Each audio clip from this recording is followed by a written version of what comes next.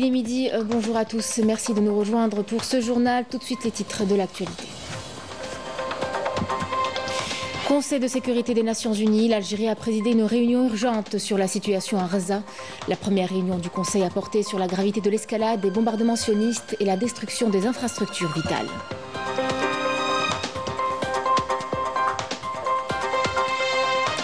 Gaza en ruine, les Palestiniens vivent l'horreur avec des bombardements incessants qui détruisent hôpitaux, écoles et infrastructures.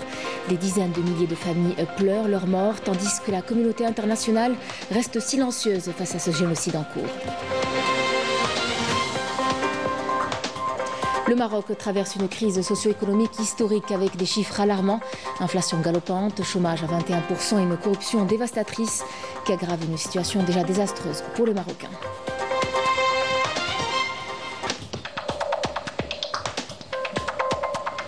Et puis nous terminerons à Christel, à l'ouest du pays, en Algérie, qui séduit les grimpeurs en quête d'aventure. Entre falaises impressionnantes et paysages à couper le souffle, ils sont nombreux à se lancer à l'assaut des sommets. Mesdames, Messieurs, bienvenue à vous. Sous la présidence de l'Algérie, la première réunion du Conseil de sécurité des Nations Unies a eu lieu hier à New York. Ce conseil, présidé par l'Algérie durant ce mois de janvier, a consacré une session spéciale pour discuter de la situation alarmante en Palestine occupée, particulièrement des bombardements sionistes qui visent de manière délibérée les hôpitaux à Gaza. Les discussions ont porté sur la gravité de l'escalade et la destruction des infrastructures vitales. Amel Bouarba. Pour la première réunion du Conseil de sécurité des Nations Unies, sous sa présidence, l'Algérie a dressé un véritable réquisitoire contre l'occupant sioniste qui se livre dans l'impunité totale à des attaques ciblées contre les hôpitaux, qualifiant les agressions barbares de nettoyage ethnique visant à pousser les Palestiniens à quitter leurs terres. Le représentant permanent de l'Algérie auprès des Nations Unies, Ammar Benjama, a appelé le Conseil de sécurité à agir, mettant en lumière des faits et des chiffres sans appel sur l'ampleur du désastre dans cette enclave palestinienne. L'agression sioniste en cours contre le peuple palestinien, particulièrement à Gaza, a un objectif clair: pousser les Palestiniens hors de leurs terres à travers une politique évidente de nettoyage ethnique. L'un des piliers de cette politique est la destruction systématique du système sanitaire. Le rapport du Bureau des Nations Unies des droits de l'homme, publié le 31 décembre dernier, a souligné que 136 frappes sionistes ont visé au moins 27 hôpitaux et 12 autres structures médicales, occasionnant des dégâts considérables.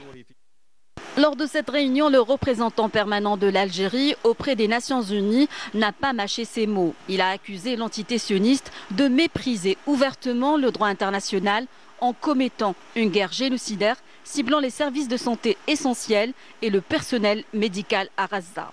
Une situation désastreuse décrite dans le rapport du chef des droits de l'homme des Nations Unies qui a dévoilé des faits choquants sur les crimes sauvages perpétrés par l'occupant depuis plusieurs mois à Gaza.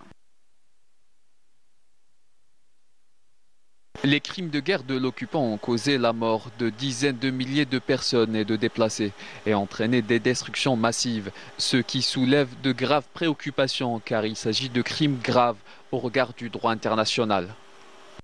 Nous appelons la communauté internationale à mettre en avant l'importance du droit humanitaire international et la nécessité de l'appliquer à tous. Ce que nous constatons à Gaza est que l'entité sioniste agit comme si le droit international n'existait pas ou simplement qu'il ne s'appliquait pas à elle. Sa barbarie est encouragée par un sentiment d'impunité et d'immunité. Nous devons agir ensemble afin de mettre un terme à cette tragédie.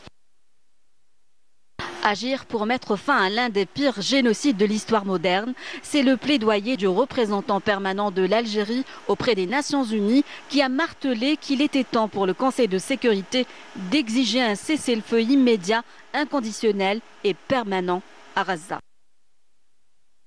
La bande de Gaza est aujourd'hui un terrain d'horreur où la vie semble suspendue à chaque instant. L'armée d'occupation sioniste bombarde et dévaste sans distinction hôpitaux, écoles et infrastructures essentielles. En l'espace de 24 heures, plus d'une centaine de victimes viennent s'ajouter à un nombre déjà tragique. Le système de santé est en ruine avec des hôpitaux et ambulances hors service.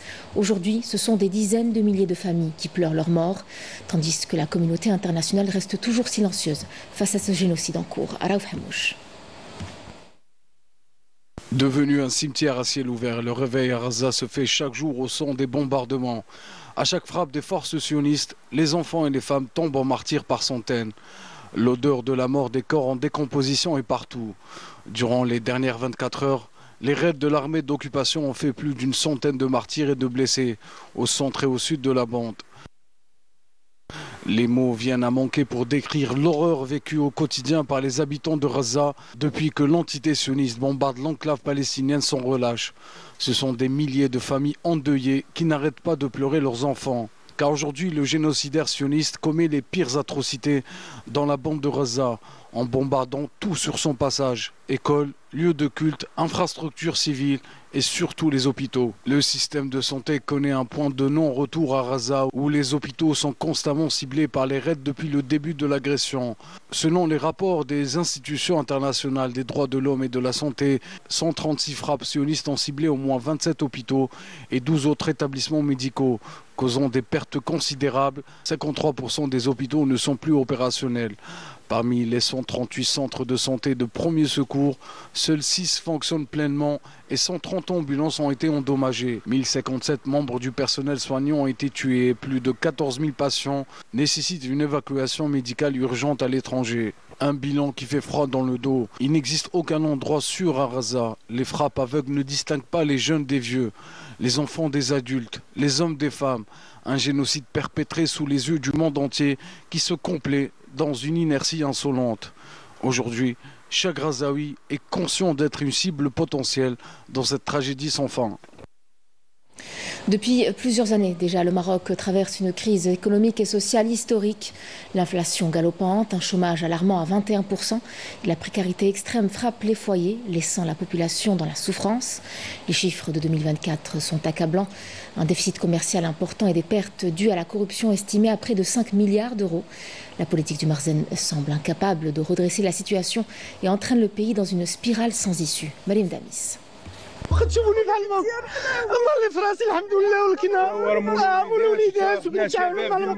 Le régime du Marzen s'effondre de jour en jour. Affaibli par ses échecs répétés et son incapacité à améliorer la situation socio-économique qui secoue le Maroc depuis plusieurs années déjà. L'inflation, le chômage, de nombreux Marocains vivent dans une précarité extrême. La majorité des foyers n'arrivent plus à subvenir à leurs besoins. Une situation désastreuse qui a plongé les Marocains dans le désespoir. Désormais, ils ne voient aucune perspective d'avenir dans leur propre pays. Nous sommes pauvres, nous n'avons pas de quoi nous nourrir. C'est une honte que le monde entier nous voit vivre ainsi. Je suis anéanti. Avec 100 dirhams, je ne peux rien faire. Il n'y a plus d'avenir dans notre pays. La fin de l'année 2024 a été marquée par une série d'échecs sur tous les niveaux. Des statistiques et des rapports choquants ressortent au grand jour de la situation économique désastreuse du pays. En termes de chiffres, le déficit commercial a atteint 6,5%, le taux de chômage a grimpé à 21% et l'ampleur de la corruption avoisine les 4,9 milliards d'euros. L'affaiblissement du régime du Marzen a été confirmé par des rapports internationaux et par des sources internes au sein du Maroc. Ces rapports soulignent l'effondrement de plusieurs secteurs clés et une politique gouvernementale inefficace qui a plongé le pays dans le marasme. Revenons au pays assétif où l'université Farhat Abbas mise sur l'innovation à travers son incubateur qui soutient près de 200 projets prêts à passer à l'étape start-up. Parmi les premières entreprises labellisées, une est déjà en activité et contribue au développement local et national. Elle est à vrai dire un modèle de collaboration entre le monde universitaire et l'entrepreneuriat. Un sujet de Smaïl Belkadia. L'incubateur de l'université Farhat Abbas de Sétif génère des idées créatrices dont une vingtaine a reçu le label Start-up, ce qui représente un avantage certain pour les étudiants porteurs de projets. Nous avons entamé une campagne de sensibilisation auprès des étudiants pour leur expliquer les principales missions de cet incubateur labellisé. À ce jour, 200 projets ont été enregistrés, dont 50 ont été retenus. Nous comptons 20 projets innovants et 30 sont en attente de validation de la part du ministère de l'économie et de la connaissance, des start-up et des micro-entreprises. De plus, une nouvelle start-up a été créée qui se prépare à démarrer ses activités sur le terrain.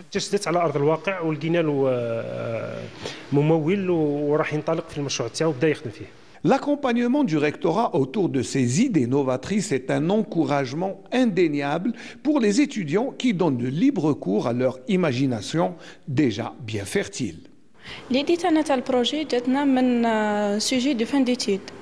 de notre projet nous est venue de notre thèse de fin d'études sur l'évaluation de la charge microbienne des tapis de prière. Nous avons détecté une contamination par des entérobactériens liés à l'eau des ablutions ou aux tapis eux-mêmes. Cela nous a conduit à concevoir une fibre antimicrobienne. Nous avons déposé un brevet en mai 2023 et reçu une réponse positive un an plus tard, après qu'un investisseur ait décidé de soutenir notre projet. Donc باش نديروا معاه اتفاقيه عن طريق الجامعه.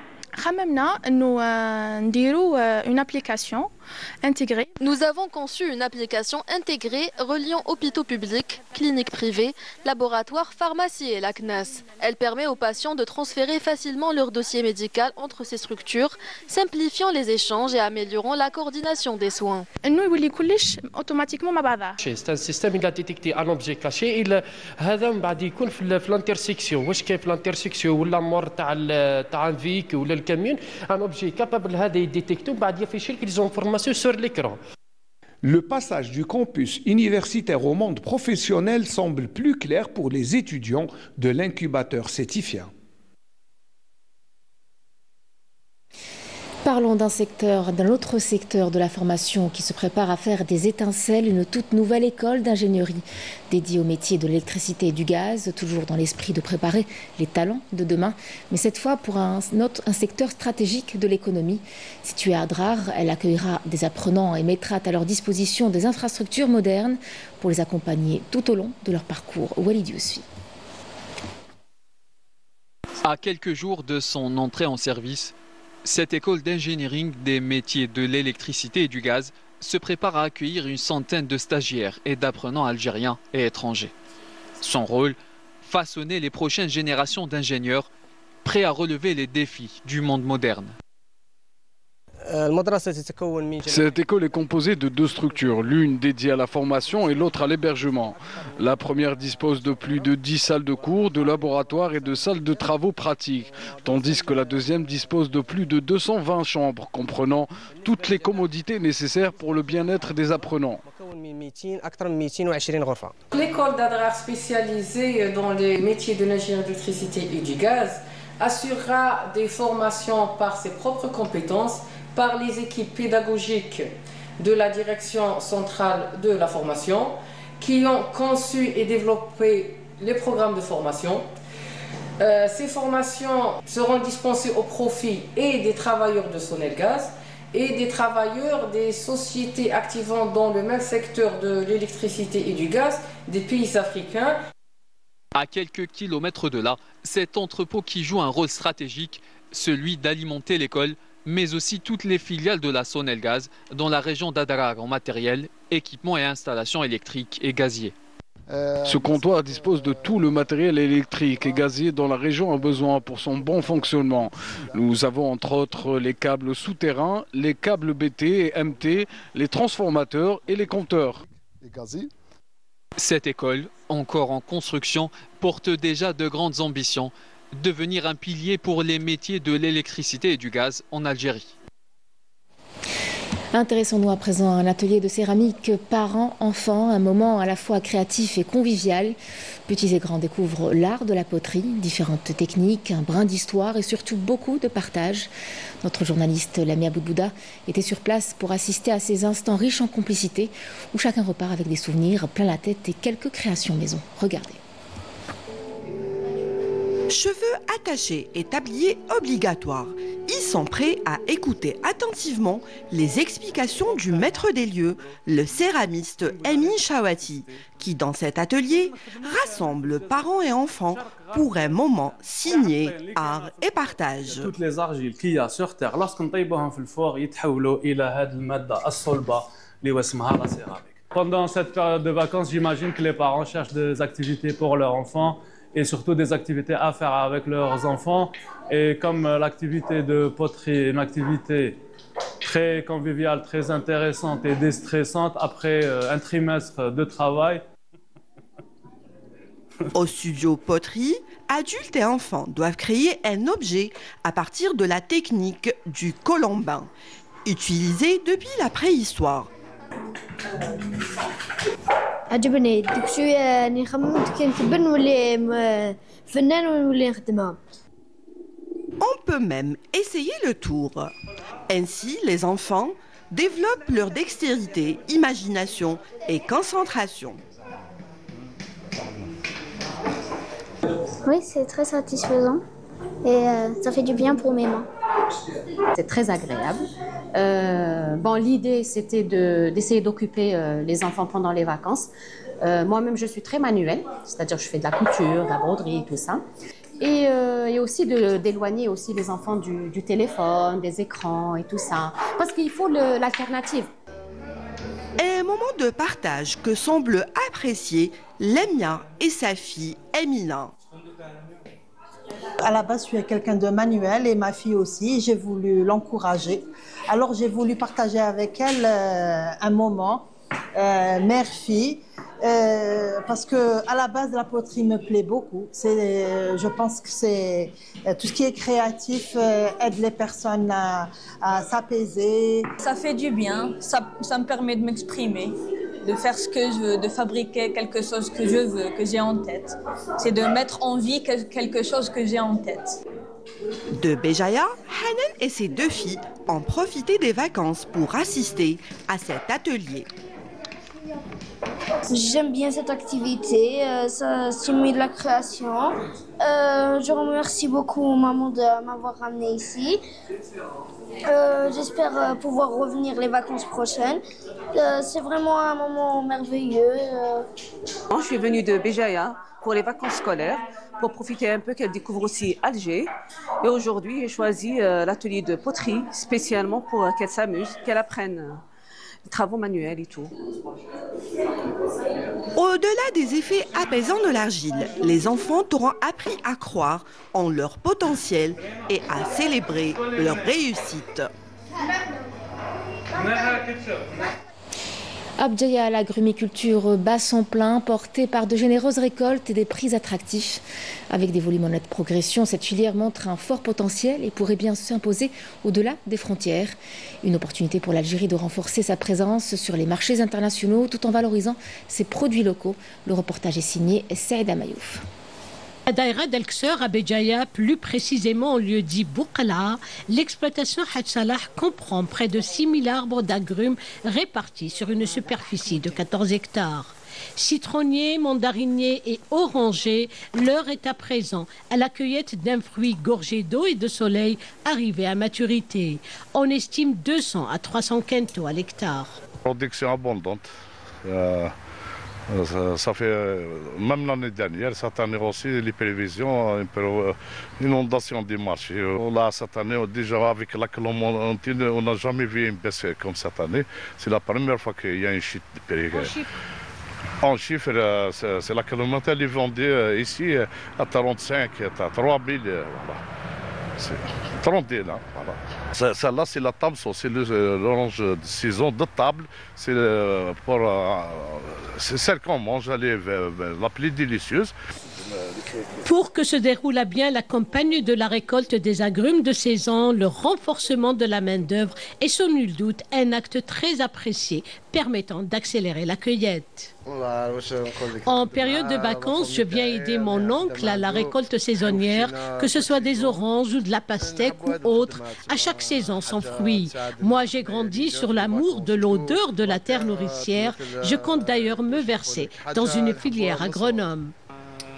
Chaque année, je profite de mes vacances scolaires et parfois même les week-ends pour venir dans cette exploitation aider à la récolte. Le rendement est d'ailleurs excellent, ce qui influe positivement sur les prix.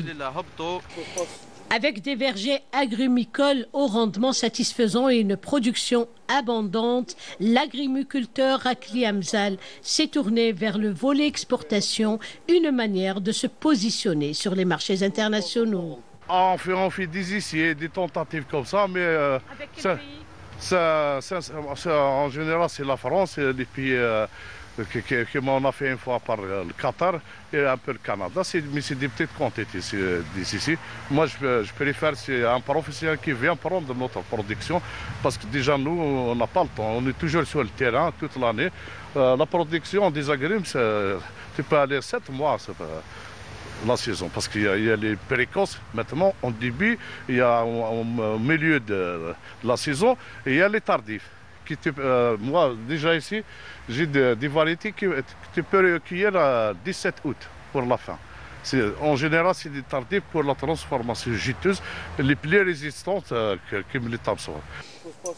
Les agrumiculteurs de la région de Béjaïa tablent sur une récolte prévisionnelle de près de 600 000 quintaux pour la saison actuelle de ce beau fruit allié naturel de la santé très prisé, notamment pendant la saison froide en raison de sa forte concentration en vitamine C. C'est dans la vallée de la Saoura, à Tarit, que nous vous emmenons à présent, où le tourisme saharien prend un tout autre visage en hiver.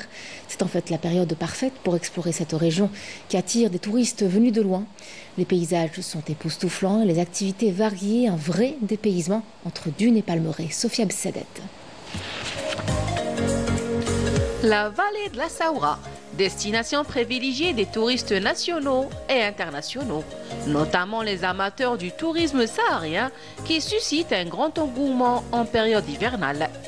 Comme chaque fin d'année, Tarit, perle de la Saoura, devient l'endroit préféré pour célébrer l'arrivée de la nouvelle année. We just arrived here. In Béchar. It's our first time in Algiers. Nous venons d'arriver à Béchar. C'est notre première fois en Algérie et nous l'apprécions énormément. Nous sommes très heureux d'être ici. La police est très amicale et essaye de nous aider à chaque fois que nous avons des questions. Ils ont été très serviables et nous nous sentons en sécurité ici. Nous arrivons d'Allemagne, c'est notre première fois et nous l'avons vraiment adoré. Nous sommes venus découvrir l'endroit parce que nous avons entendu beaucoup de choses positives sur l'Algérie et nous voulons nous faire notre propre idée. Et nous avons eu un très bon feeling. Dans les rues, nous nous sentons en sécurité. Je viens d'Allemagne et je suis d'origine algérienne. C'est ma première fois ici à Tarit et je suis très excitée de le dire car j'adore l'expérience. Chaque jour est une nouvelle aventure parce que nous découvrons de beaux paysages et de bonnes personnes. Et oui, je pense que tout le monde devrait venir. Je vous le recommande. Franchement, l'expérience, elle est magnifique. Tarit, c'est une très très belle ville. Je suis vraiment impressionnée par les paysages que j'ai vus ici. C'est la deuxième fois que je viens ici et c'est toujours aussi impressionnant. J'ai aussi remarqué qu'il y a des différences entre l'année dernière et cette année. Notre pays se développe vraiment. Et c'est vraiment magnifique. أول مرة في تاريت et c'est le meilleur voyage pour moi. C'était trop bien. عملنا الكواد, parapente, ski sur sable, زربية. Et même la soirée musicale ميك نبينا برشا. كل شيء باهي. Un paysage magnifique et des activités sportives et culturelles attractives font le bonheur des gens qui les découvrent. في نهاية هذا العام En fin d'année, on voit grand nombre de touristes de l'intérieur et de l'extérieur du pays. Surtout cette année, nous avons remarqué de nombreuses agences touristiques s'orienter vers Tarit, qui est devenue une destination touristique pour les nationaux et internationaux. Il existe de nouvelles structures d'accueil, notamment des hôtels, des dortoirs, des maisons d'hôtes, etc. De nombreuses maisons ont été restaurées à l'intérieur du Ksar. De plus en plus de touristes arrivent chaque année pour passer les vacances de fin d'année. Ils viennent soit pour se reposer ou pour explorer. Par ses paysages envoûteurs et l'hospitalité de ses habitants, elle arrive à accrocher les cœurs et les esprits de ses visiteurs.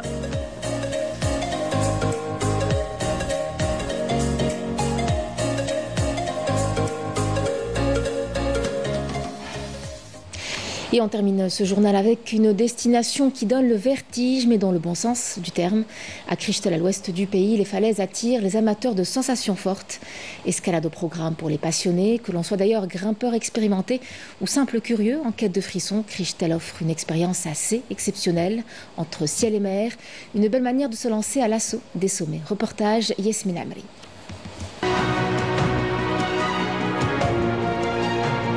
Pas loin de la ville d'Oran, nichée entre mer et montagne, se dresse Crichtel, un lieu prisé pour ses paysages époustouflants. Cette petite localité attire désormais une communauté grandissante de passionnés d'escalade. Au cœur de ces falaises abruptes et de ces sommets accidentés, une activité pleine de défis et d'adrénaline prend vie. Encadrés par des membres d'une association locale, ces amateurs de sensations fortes se réunissent chaque semaine pour repousser leurs limites et découvrir de nouvelles parois.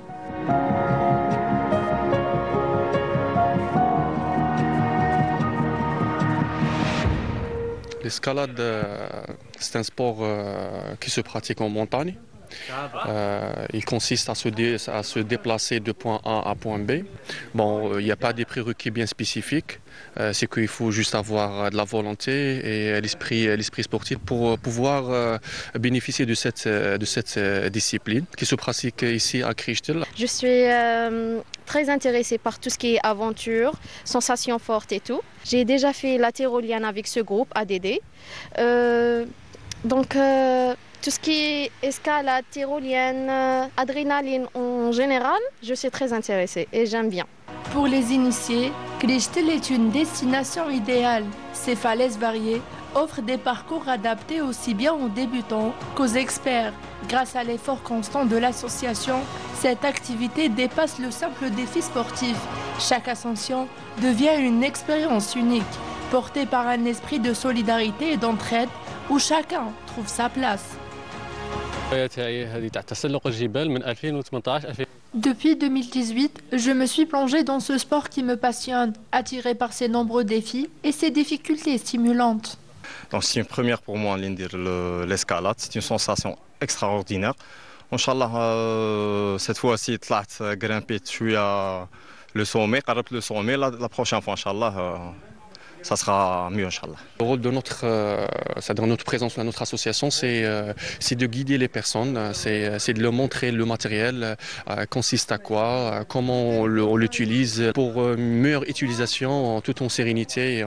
Je conseille les gens, surtout les amateurs des sports extrêmes, à venir essayer cette expérience. Ça fait monter l'adrénaline et ça fait aussi surmonter les peurs.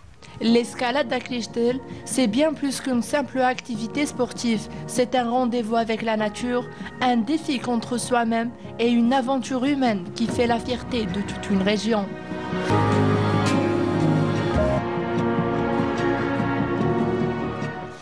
C'est la fin de cette édition. Merci de l'avoir suivi. Je vous retrouve ce soir pour l'édition de 19h. Très bon après-midi à vous.